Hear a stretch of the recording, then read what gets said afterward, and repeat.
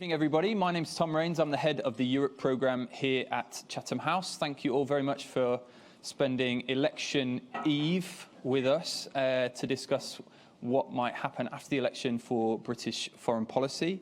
We've got a great panel tonight, all from colleagues connected to Chatham House. We'll have some short introductions. We'll get into the issues a little bit of discussion on stage, and then I do want to leave plenty of time for questions from the audience. So make sure you're thinking of good and challenging questions for the panelists while they're speaking. Just as a couple of bits of housekeeping to kick off. As most of you will probably know, this event is on the record, not under the Chatham House rule. So you can use you are free to use the information in whatever way you like. You can also tweet about, and we encourage you to do so. There should be a hashtag which is on the screens there for you to do that.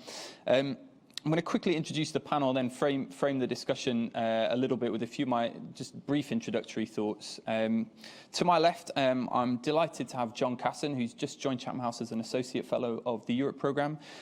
John, before this, was a diplomat for a long time, holding a number of senior positions in the UK government. He was most recently the British Ambassador to Egypt, and before that, the Principal Private Secretary for Foreign Affairs in 10 Downing Street, so the closest foreign policy advisor to Prime Minister David Cameron. On his left is Yu Ji, the Senior Fellow in our Asia programme, focused on China and China's international role. And to her left, Anthony Froggatt, who's a Senior Fellow in our Energy, Environment and Resources team.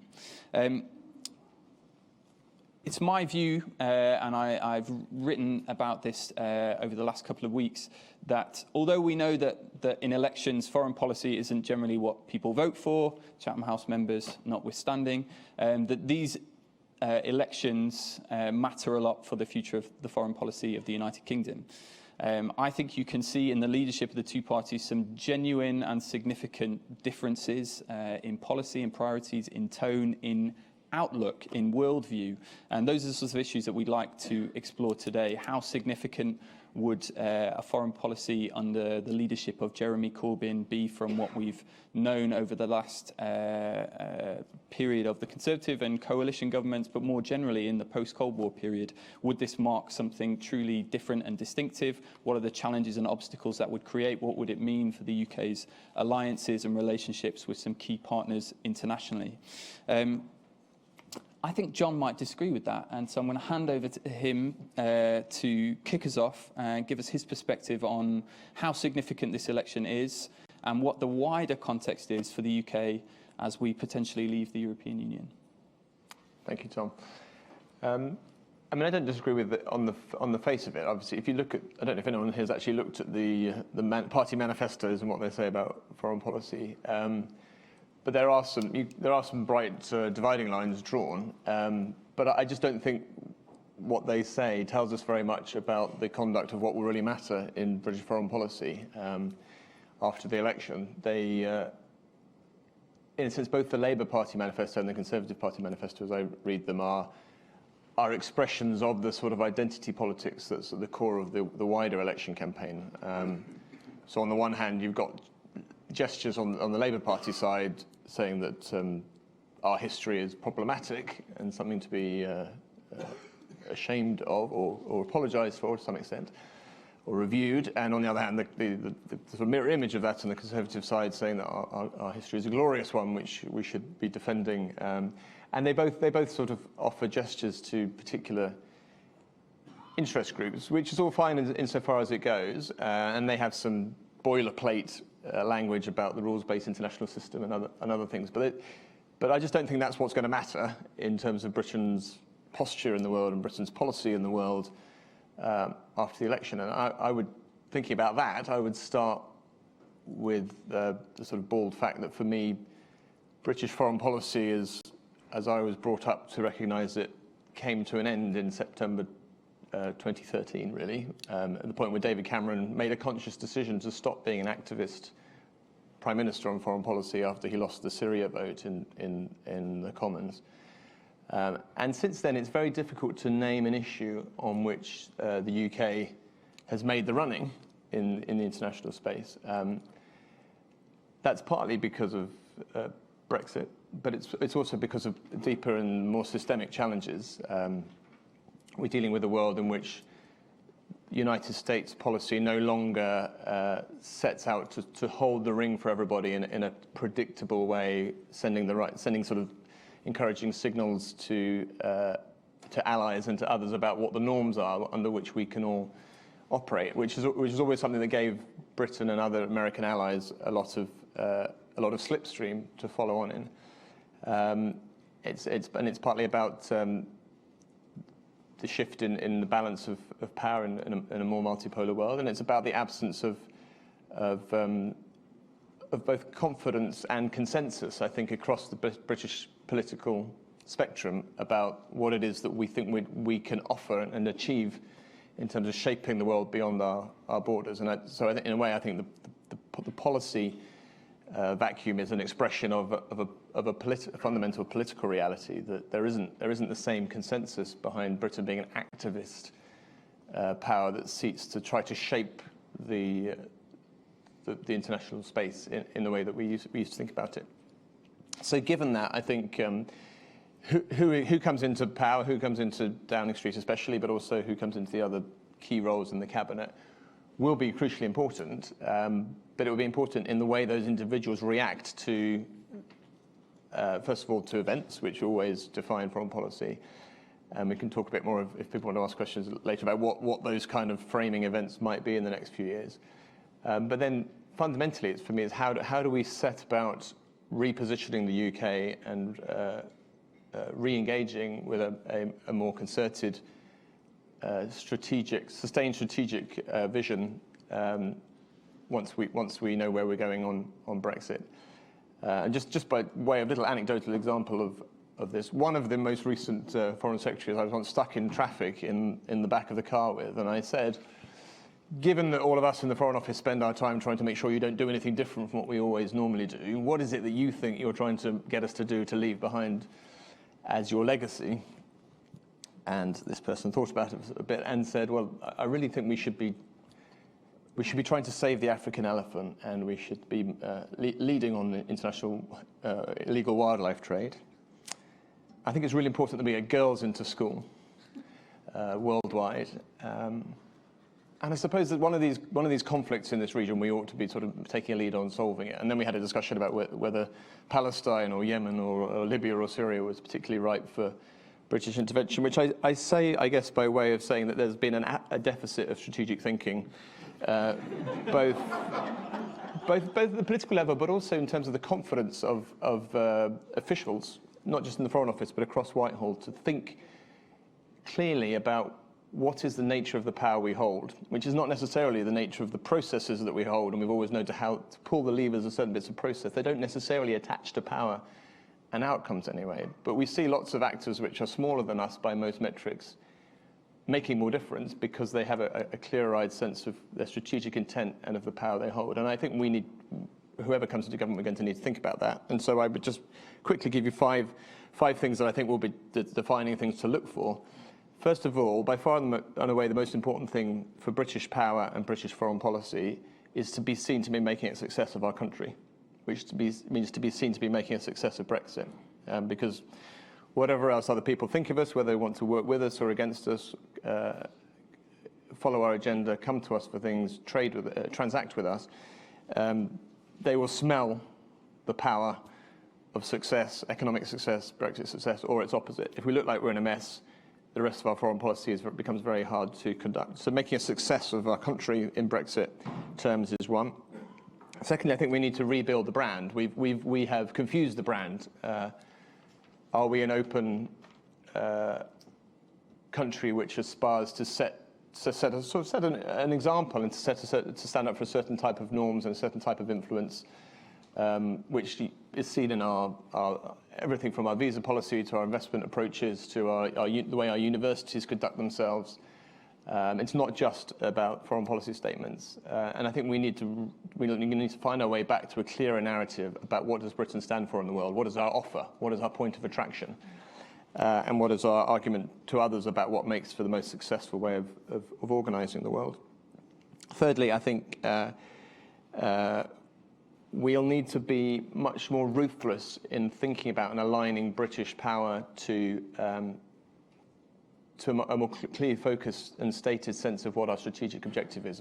What are we trying to achieve in the world? Are we trying to keep our relationships with Europe as close as possible despite Brexit, if Brexit happens?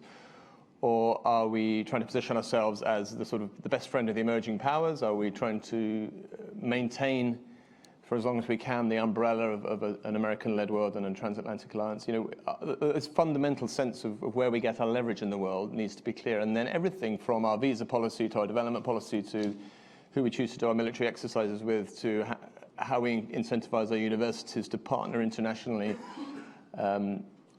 needs to be aligned with that. And there have been some attempts across Whitehall to organise bureaucratically for that, but I think it needs to be a deeper exercise in aligning to strategic purpose that's clearly communicated and embedded in our bureaucratic culture.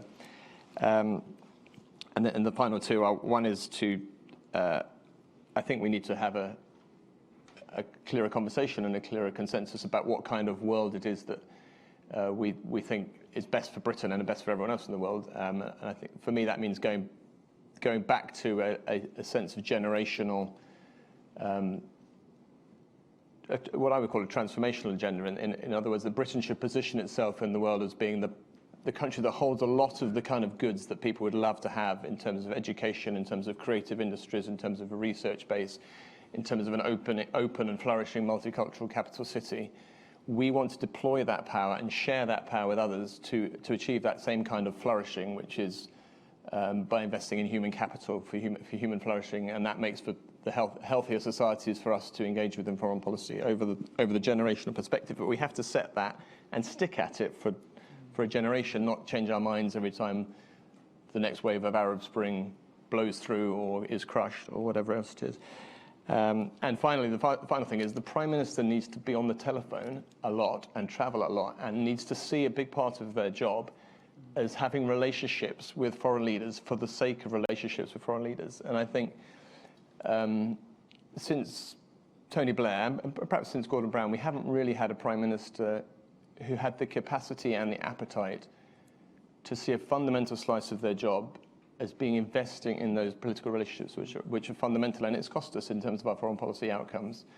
And there are huge competing pressures. I know, having worked in Number 10 and been the person whose job it was to get these foreign leader meetings into the Prime Minister's diary, it is a bloody battle, because the building is, Number 10, apart from the Prime Minister and the person doing my job, the building is full of people who think it's a waste of time because it doesn't win you elections.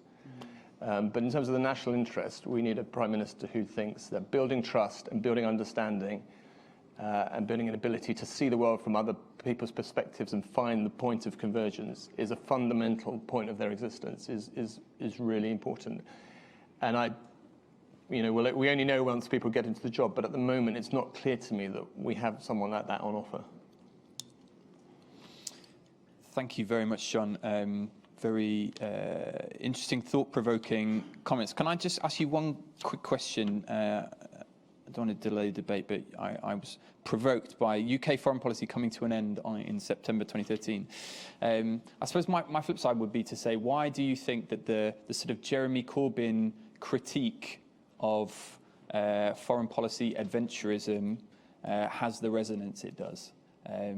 Because there is a clear sense, the implication of that view is that if the UK isn't a sort of active contributor to international security, or doesn't, participate in security operations, or doesn't have, play its role in alliances and all the things that the UK has done in the sort of post-Cold War period, that anything that isn't sort of proper foreign policy. And I guess in a way, Corbyn is the walking rebuke to that. He says, actually, all of this has run counter to our interests, and it's been driven but for the wrong reasons, and it's ultimately been unsuccessful. And that critique is one that certainly has resonance with.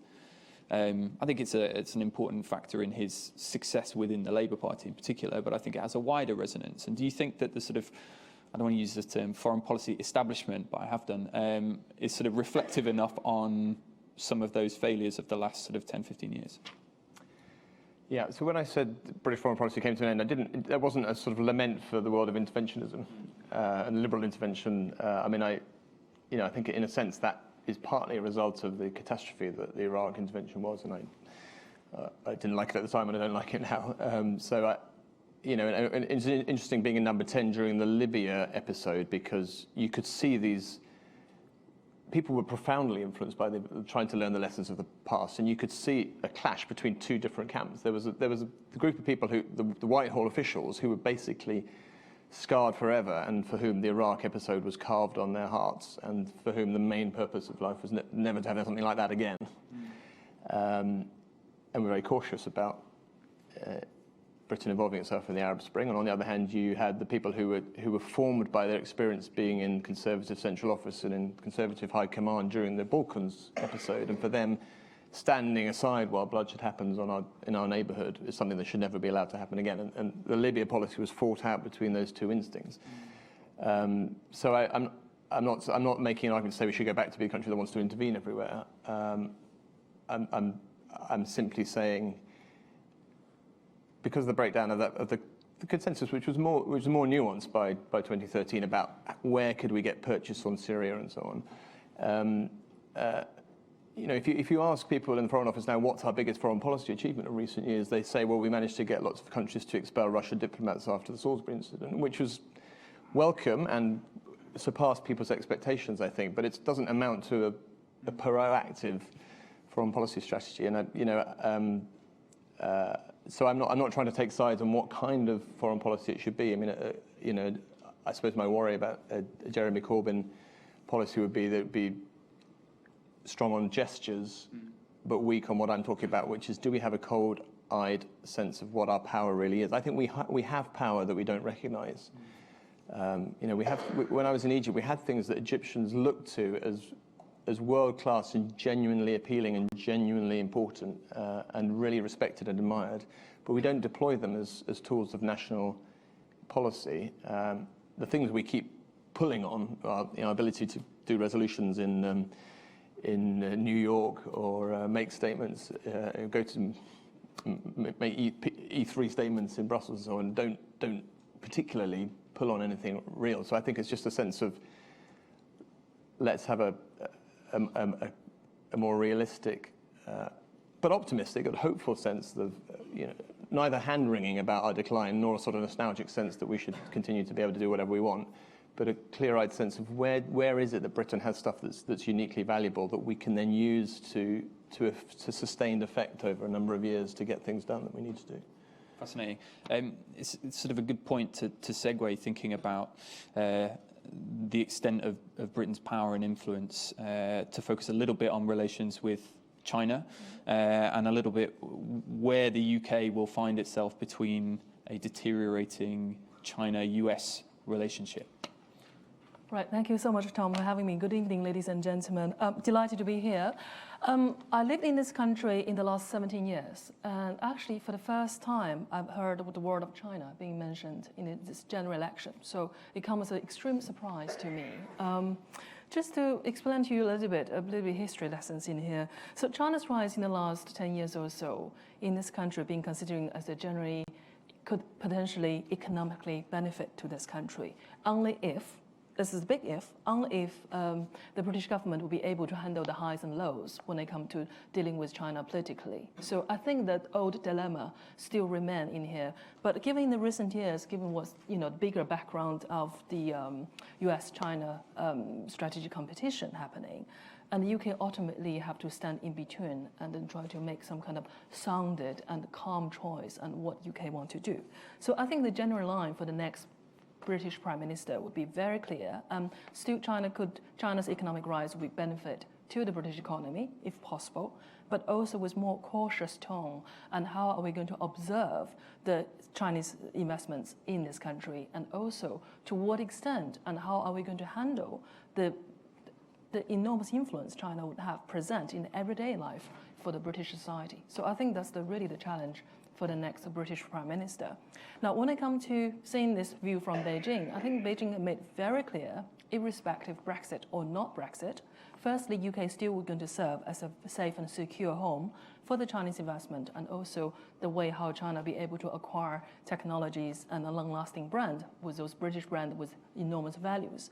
And secondly, given where we are when China and the United States entering this last 18 months bruising trade war, And China is now looking for as many economic partners as possible, and especially for those economic partners which cherish the economic globalization and so-called trade multilateralism. So again, this is the second thing. Perhaps China and UK see each other eye to eye. And then lastly, and this is particularly interesting, this is also for historical reasons, and China generally considered UK as being one of the superpowers in the past. And Chairman Mao mentioned this back to 1958, saying the United States and UK are the two countries, are the two superpowers China aspire to catch up. So, and that view has not changed in the eyes of Chinese nowadays, in the Chinese society. So I think these are all three elements added all together. We're going to set up some kind of neutral and more positive tone on the bilateral relationship with two countries. But of course, the issue would arise the time when it comes to the certain strategic decisions or certain technical decisions, depending on how you see it, when it will come to the 5G debate on the Huawei. And I think that's really a classic example to exhibit these bilateral partnerships consist in different strands of economic benefit vis-a-vis security issues and where UK is going to stand. And I would argue where UK would stand, and that would serve as a bellwether for all the rest of the G7s and to stand in terms of US-China strategic competition and where this medium-range power, and ultimately they will have to face the similar questions and to answer to its own electorate. And another thing which I'd like to mention in here, China is interested in get involved and get engaged with the UK, not just for the sake of diplomatic prestige, but essentially for its own political economy. I mean, in the past 3.5 years after the referendum, China also had systematic change when it comes to a political system. And then, of course, President Xi cemented its power. But also within China's Communist Party, there's a wider consensus considering the current economic model based on heavy infrastructure investment and low manufacturing export-based economic model is completely running off steam. And what China is essentially trying to do, China essentially would like to brand itself and shift itself towards more service-oriented economy. And therefore, UK's financial expertise and also expertise on financial regulation, that will come into very, very interesting complementary towards what China really wants to be. So if we are talking about building a strong and stable government, does that sound familiar with you? Strong and stable, back to the general election, back to 2017. Xi Jinping currently has the strong and stable government for this very time being for China. But if the economy is not doing well, and I'm afraid that strong and stable will shift away. So again, I think what China is trying to do with the UK, again, is out of economic necessity. Now, other issues also remain, I mean, across Whitehall, across the British establishment, they would sense this so-called liberal international order or the rule-based international order. To some extent, I would argue China is not exactly just a revisionist power completely, but rather a revisionist power by a la carte, revisionist powers by making choices and which part of revision China would like to make. So when it comes to freedom of navigation, when it comes to cybersecurity, when it comes to things on human rights and on Xinjiang issues, and of course China is the challenger, China is the disruptor. But then on the other hand, there's also wider issues which Britain is concerned about on climate change, on the reform of the UN, and also on certain global governance issues and development assistance issues. And China could potentially taking a leading role. So I would argue the two countries really have some areas to work together, but again, their thorny issues remains there. Now come to the very last point, when the issue dealing with Hong Kong. This is going to be extremely tricky, not just for the UK, but also for China, because China is going to be facing a rather hostile younger generation in Hong Kong in the next 50 years or so, and how that's going to resolve. And if I'm going to betting on the biggest uncertainty on the bilateral relationship between China and UK, and I think Hong Kong, that thorny issue would remain. So I'll end in here. Look forward to hear your comments and questions. Thanks very much. And just on that, do you think that there's a more significant risk? I mean, John mentioned gesture politics, and one can imagine a Labour government would put more stock in public declarations around some of the concerns that the UK government has had in China on human rights and on rights in Hong Kong and on democracy. Do you think there's a risk that sort of approach, which perhaps is at least partially designed to meet a domestic audience in the UK, would have, how would Beijing respond to that if there was a UK government which was more vocally critical on some of those topics?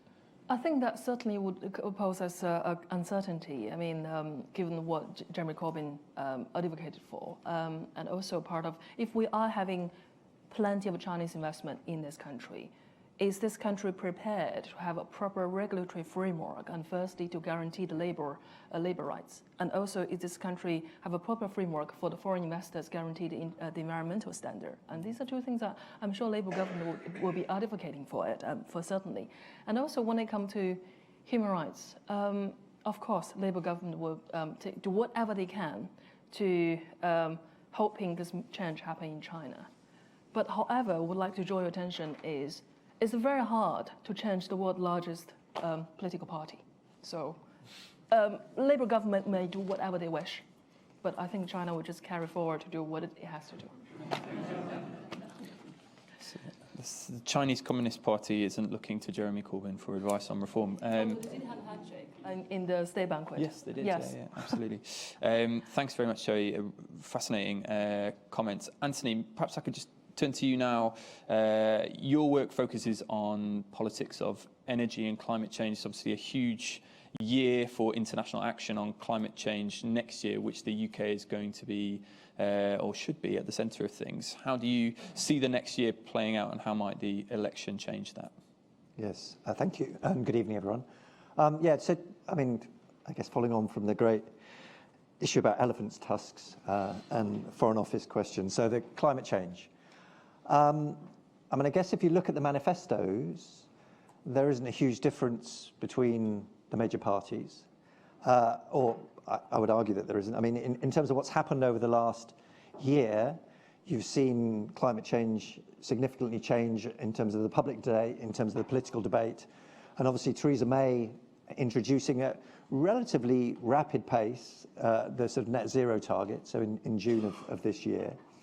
That's reflected through the manifestos. And so you have the Conservative manifesto saying, we'll go with a net zero. So that means the UK as a society has overall greenhouse emissions are overall zero by 2050. The other parties have gone further and faster. So the Greens are doing 2030, Liberal Democrats 45, Labour, I think 2030, Scottish Nationalists 35. So you can see they've stacked it quite nicely. I think in real terms it doesn't make a huge difference in terms of that date. It's about what happens in the next few years, and so it's about delivery. And so whether or not the Conservatives do it by 2050, it's important. We need to do it faster, but the key question is will it occur at the scale that is genuinely needed, because net zero is such a radical transformation that would need to see significant shift in the next 5 years. So in terms of target, I think it's less important. What I think is significant is the change over time in terms of, if you look back to the 2015 manifestos, for example, the Conservative manifesto said we need to decarbonise, but it needs to be economic. So it was always couched in language about, well, we can only do this if we can afford it. And that has changed. And I think that is a major shift, and I think that's for two reasons. I think one is the economics of decarbonisation has changed in terms of the acceptance that renewable energies, offshore wind, solar, etc., are cheap, and are as cheap, if not cheaper, than fossil fuel in terms of generation. And I think also in terms of the urgency of the situation. And I think that has fundamentally changed in terms of the IPCC, in terms of the climate strikes, etc. And maybe just to reflect upon that, I mean, there was, and it leads into the foreign policy question, because the World Meteorological Organization published its report last week.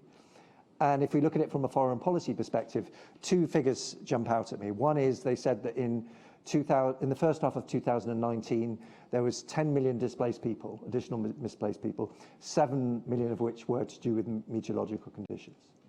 So and the other thing was about impact of food scares. And they were saying 33 countries were impacted in terms of food security. And of those, 26 weather conditions were a major driving force. So we will start to see really global shifts in terms of food pricing, in terms of migration, etc. So one might look and see, actually, are any of the manifestos sufficient to meet the challenges that we're looking? looking at in terms of climate change. So I think on the one hand, things have moved forward, but if we look at what we actually will have to face, even if we meet net zero, a lot of the heat is already baked in. We've already increased by one degree, and even if we stopped emitting now, that will continue to go up, and you continue to have these problems. So in that way, I think it's insufficient, and I think all of the parties will suffer the same.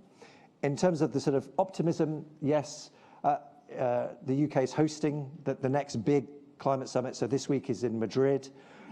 And every 5 years there's a big one. So it was Copenhagen, then it was Paris, and then it's going to be Glasgow. So it will be a major achievement. It will, I think, point to some of the questions that John raised in terms of what's the UK's role in the world going forward. Can it pull this off? And I think it is a major test, given the fact that we will probably still be in the midst of the Brexit negotiations. We'll still be, will we or will we not leave by the end of next year, and they'll have to be organising a major international conference. So it is going to be a major diplomatic challenge, but I'm very glad that they're doing it, because I think it is an opportunity for us. Interesting, you mentioned, has the UK led in the world? I think you could argue climate change, they've done a huge amount, probably not done enough, but in terms of domestic legislation, in terms of willingness to put money into climate change, in terms of international financing, the UK has been very strong and very bold, and that should be recognised. But as I said, there's much more to do. And maybe just finish up on 2 points. One, in terms of Brexit, it has an impact in terms of the UK and climate change and energy, its relationship with the international community.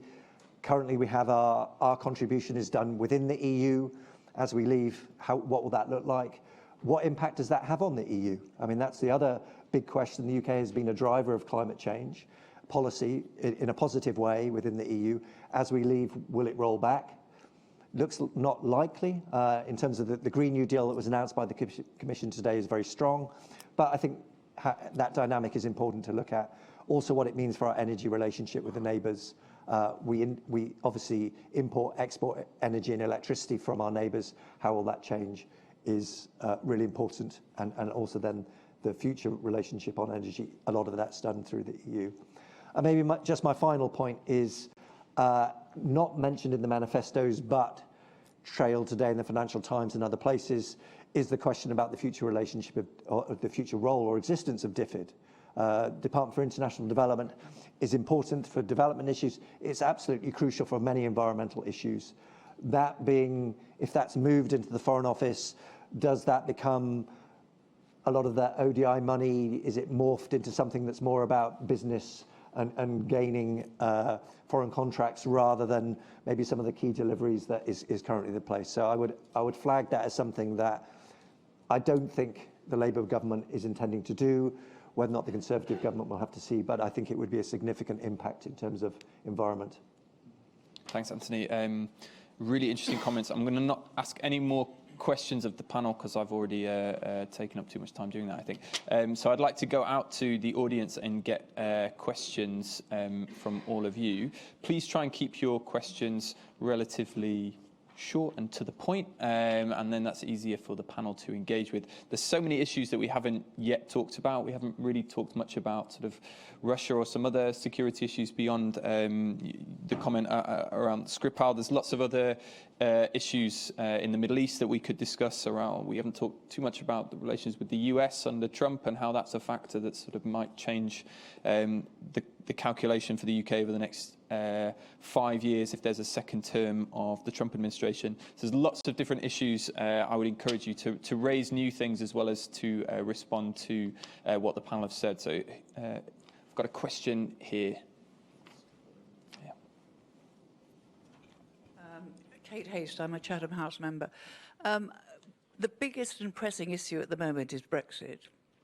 One would have thought that the pro-Brexiteers would have actually got some sort of policy, including a foreign policy, about what our new relations are going to be with whichever part of the world they would choose to be the one that's important after Brexit, which after all is due to happen on January next year. I cannot remember any particular comment by either party on precisely where we are going to go in our foreign policy relations. What are the priorities? Who are we going to even trade with as a priority when Brexit comes? I am assuming at this point that Brexit will come, because otherwise it would probably be unwise. All right, thanks very much. Brexit and foreign policy, and I mean, it's your complaint that the Brexiteers didn't have a plan for foreign policy may not have been the only thing on which there wasn't a full and complete drafted proposal already. It's an interesting question, though, in this idea about sort of rebalancing some existing relationships. John, is that something that you sort of think about? And I suppose it fits in a way with some of your comments, which are about us having a clearer sense of purpose and direction and strategy as a country. Yeah, I mean, I think the fundamental foreign policy challenge is about relevance.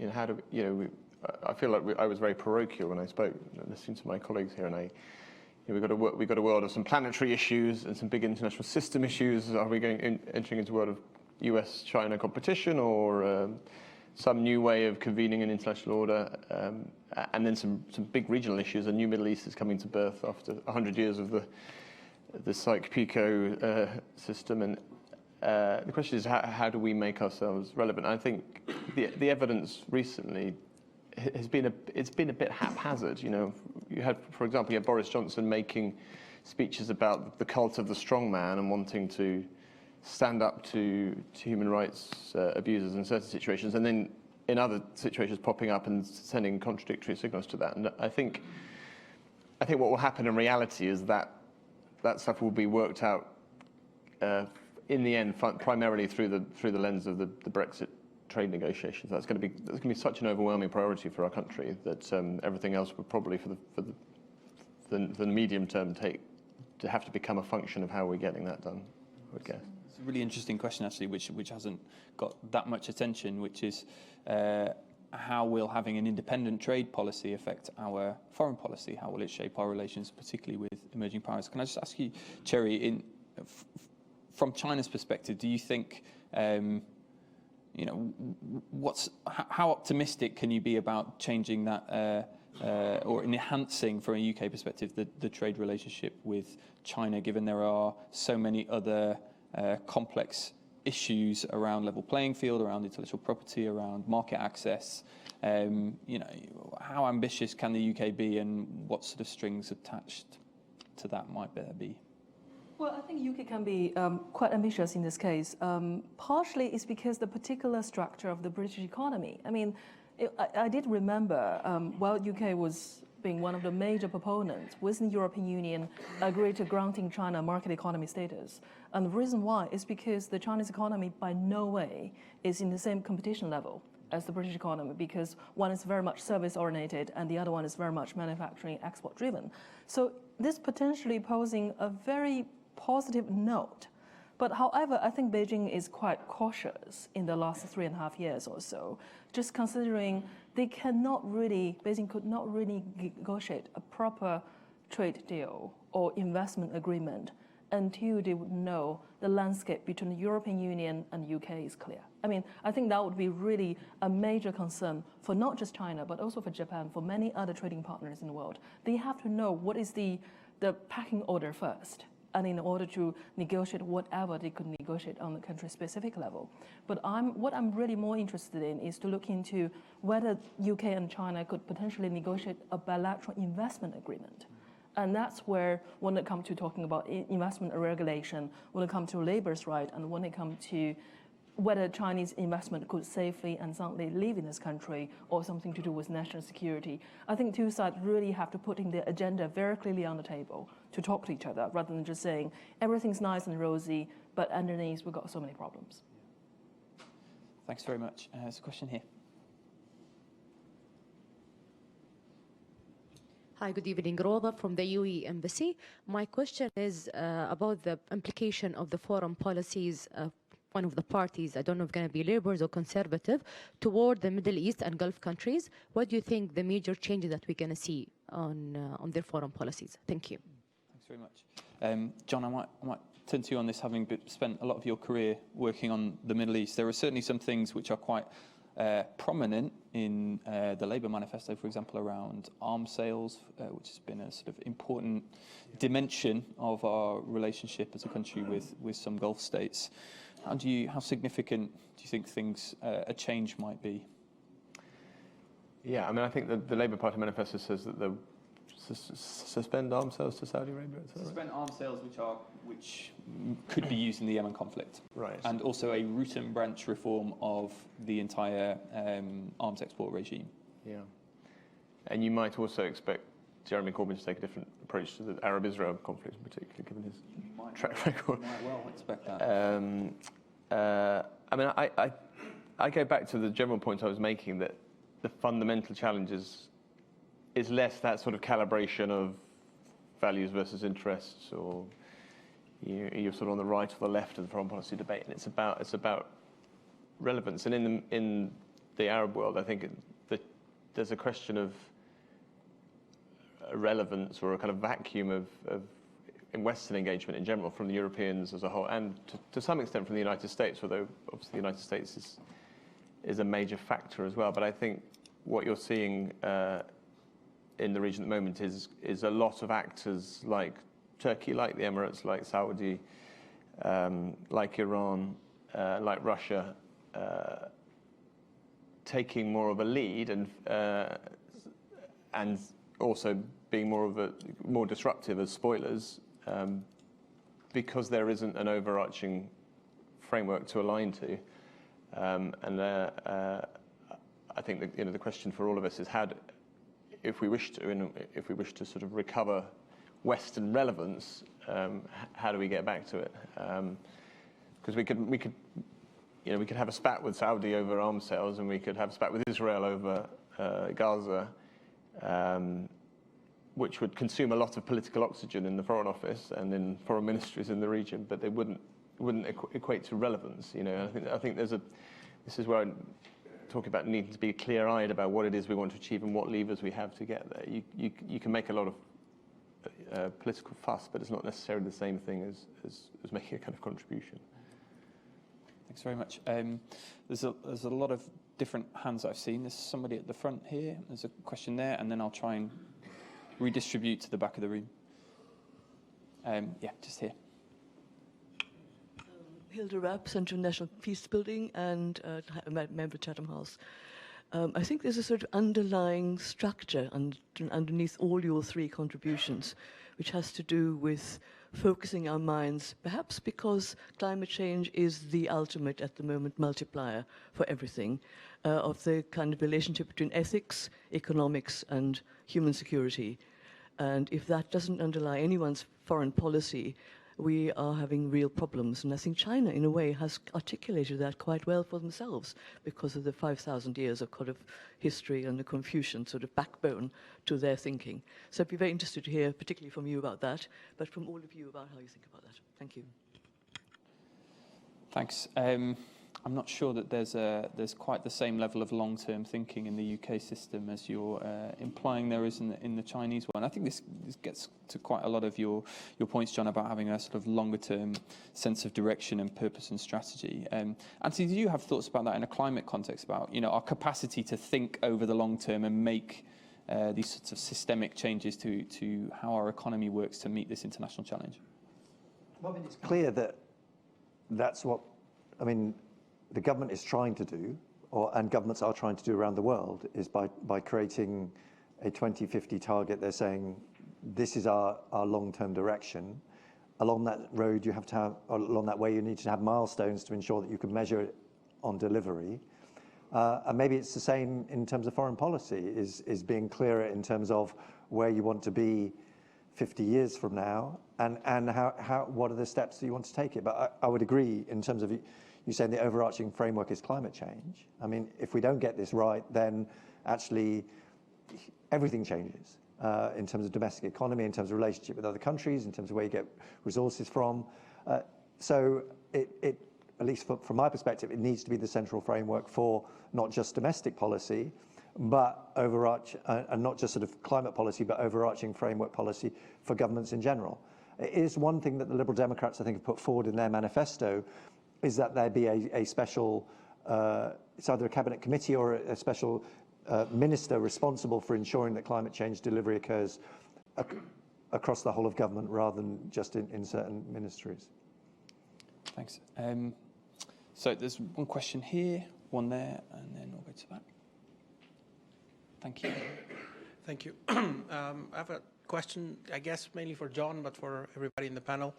I want to turn the attention more to the behavior of the United Kingdom in the Security Council.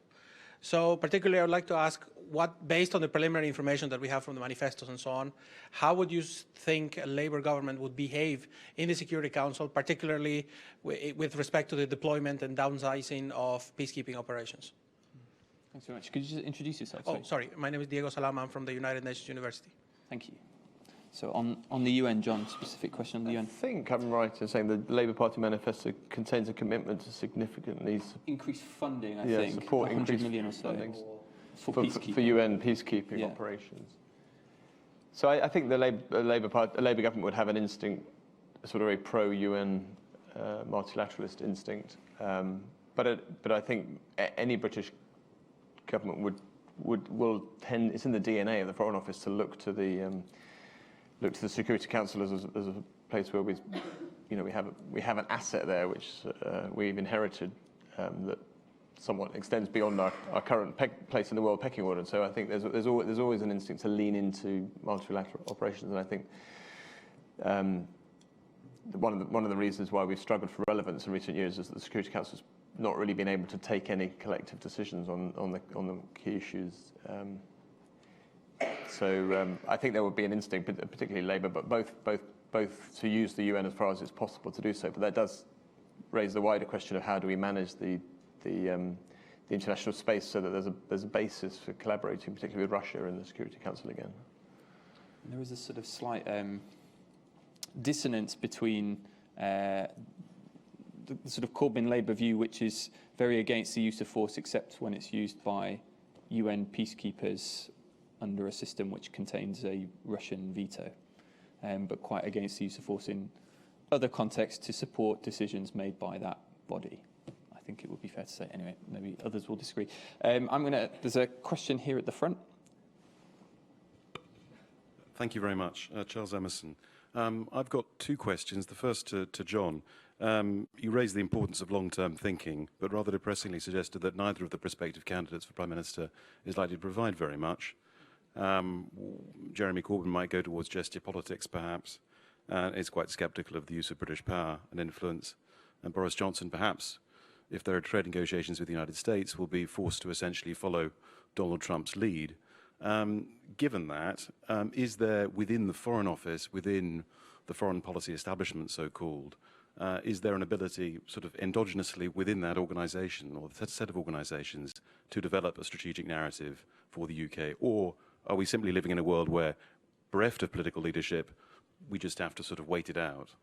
The second question is, in terms of the framing issues, which John, you mentioned as well, what are are there framing issues coming down the track over the next 2 or 3 years, which really will change the way in which the UK is forced to operate? And that's a question, obviously, for everyone. Thank you, Charles. Do you want to address that? I mean, there is a little bit of the Foreign Office, because I used to work in it. It's called the Policy Planning Staff, or it used to be, and now it's the Policy Unit, and that's supposed to do long-term thinking, at least in part. But ultimately, that needs political leadership too. But John, what's your view on the capacity of the system to deliver some of the kind of long-term strategic thinking that is so important? Yeah, I mean, I think the valedictory cable I sent when I left Cairo was basically about this. It's because I think, we often talk about the foreign policy as if there's a tension between values and interests, if you like, or ethics and interests. And that's often how people frame things in the Middle Eastern context. But actually, very rarely is someone acting in a foreign policy space thinking I'm either being nakedly self-interested against my values, or, to be honest, the other way around. I'm being nakedly value-driven against my interests. I mean, we have take Egypt as an example. It is in line with both our values and our interests that Egypt doesn't fall into a flaming economic and security mess immediately. So stability is within line with both our values and our interests, but it's also with line with our values and interests that in 20, 25 years' time, it's a more open and inclusive economy and society. And so the real foreign policy challenge is how do you combine the short term and the long term, which are often in tension with one another. I think, is the Foreign Office capable of doing it? I mean, yes, the human talent is great, but it does need to work. The officials need to take their responsibility, and the political leaders need to take their responsibility. So I think it needs to be catalysed more than it has been and invited, and that needs some sort of statespersonship from the political leadership. But I think it's not just this. I think the other thing I'd really like to stress is that Britain's position in the world and power in the world is not just about the Foreign Office. In fact, the Foreign Office is only one small slice of it, and even what happens in government is not the whole of it. You know, in a sense, what we particularly hold in our hands because of the country we happen to be is actually much less state-led as a set of power than many other countries. And so thinking about it through the lens of what the government's doing all the time means that we miss a lot, which means it's a challenge to mobilise society. And I think the long-term framing challenges are those kind of things that are very across the boundaries of our silos and across the boundaries of the world. I'd say the planetary long-term issues are climate, migration, and demography, and in a sense they all feed off one another. Just on the framing question, I mean, I think we've touched upon climate change, and the other side of that, obviously, is diminishing use of fossil fuels. And in terms of what may frame future international relationships, obviously the Middle East, reduced dependency on fossil fuels will change their importance in the world for some countries. Likewise, other countries that have other resources in terms of copper or cobalt or other things that are necessary for new equipment. So I think we're only just beginning. Russia is obviously the other key example. What's the future relationship with Russia, between Europe and Russia, in terms of reduced dependency on gas, oil, and coal? So those new relationships and how energy will shape the sort of global politics, I think, is a really key framing question, and it will happen very quickly. I mean, I think it's not just the impact of levels of import dependency, but the price of the fuels. So what happens when we start peaking global consumption of oil, what does that do to the price of oil? In terms of, does that start to crash quite quickly? And what does that do for the revenues of certain countries in the world? And we know that those countries that are dependent on fossil fuel revenues are very dependent on it. And changes in pricing will really affect their political and economic stability. There's actually, I'm going to plug this, there's an excellent paper on precisely this topic from Anthony's department about the future geopolitics of oil, which looks at precisely this challenge of what happens to particularly producer countries when demand for oil changes potentially quite dramatically. Terry, there's something you wanted to add on this? If we were talking about framing issues, I mean, the one thing which naturally comes to my mind for any country in the world is in terms of economic inequality. I mean, I'm just considering this case for my own country. It has now become the world, perhaps shifted from the most equal society into the world's probably most unequal society. And I would argue, even for this election, and how this sense of personal income has been distributed, and what are the tax policies, it seems to be so relevant. And that also equally largely apply to countries like China. I mean, at the end of the day, we're talking about different political systems in here, but ultimately will be the accountability of the governors and being governed towards the government, which that really matters, and how to be able to relentlessly generating that source of income. And that, I would argue, will be longer-term framing issue for any government, irrespective of whatever the political system we are. And that's actually a better answer to the question on the Middle East than the one I gave. I mean, I think, in the Middle East, we're all constantly dealing with these difficult binaries. We're being asked to sort of pick sides between a Shia-Sunni dispute or a Islamists against sort of military regimes dispute. And the binaries are problematic for us because we don't want to pick those sides, and they produce dangers of conflict and extremism. But they, in a sense, are expressions and functions and symptoms of a longer-term issue, which is the populous countries of the Arab world have huge challenge finding ways to accommodate and employ and provide for their young people. And that, in a sense, that is the transformational issue that I would like us to direct our power at as much as possible. Thanks. I'm going to take a question from the back. We have relatively little time left, even if we started just a couple of minutes late. So if I could take these two questions together, and I'll give the panel a chance to respond. So yes, sir, at the back. Andrew Bruce, member of Chatham House. One possible scenario in the coming years that the result of this election could contribute to is the breakup of the United Kingdom. What implications could that have for foreign policy? Thank you for that can of worms. Now, if you could just pass the microphone forward.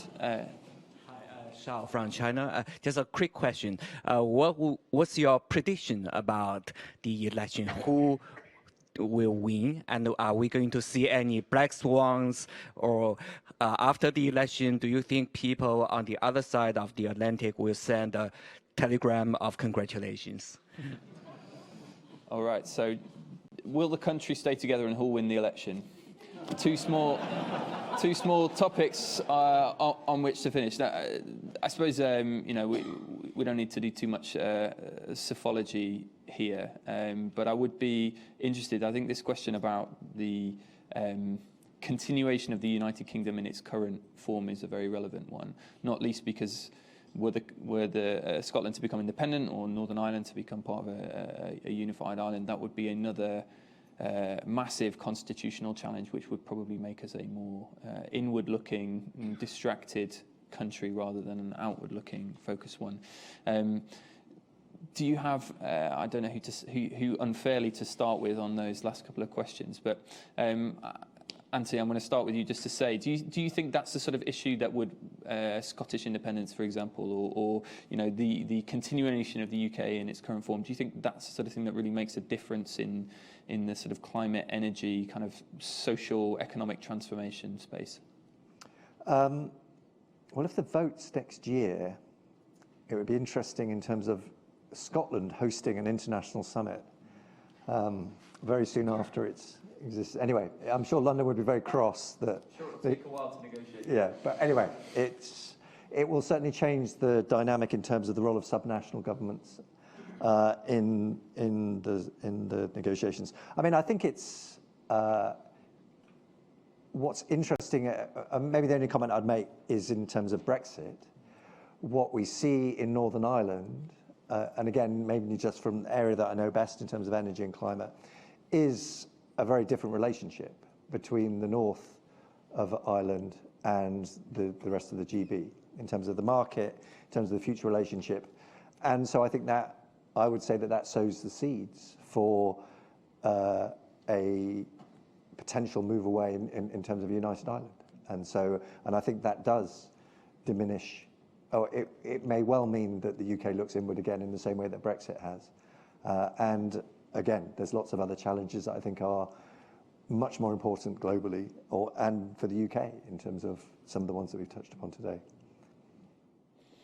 Cherry, did you have a thought Yeah, on this? usually political scientists refrain from making any predictions. So I'm not speaking as a political scientist in here, but speaking purely as a foreign person who lives in this country. It would be quite sad to see the breakup of the United Kingdom. I mean, obviously, we were talking about Great Britain. They have enormous brand and soft power. And if suddenly we had a breakup of the Union, and where does that soft power goes? Would individual state or individual region be able to create that sense of soft powers British, this country enjoy enormously? So it'll be sadness. Interesting. I guess conversely, there might be a soft power in managing that process well. That's a serious point, as in this is a tension which exists in lots of different, you can see it in Spain now, the way that a process that doesn't have, that can't be managed perfectly through conventional diplomatic and constitutional processes creates enormous pressures. And it's actually something that I've heard from people, that the way that the Scottish independence referendum was managed and delivered, actually, I think, in the end, probably enhanced the UK's standing, because it was seen to be a sort of legitimate democratic process, and there was a confidence in being willing to offer that choice, even if I'm sure it was very nervous in number 10 at that point. John, do you have a view on this over the longer term? I mean, I think if the United Kingdom was to break up, there would definitely be some problems. It would be a huge reputational hit, I think. So the perception of Britain as being a powerful entity that has its act together needs to be taken seriously, and it would be a huge distraction of our time and effort. But I agree with you. I think there would also be an opportunity because,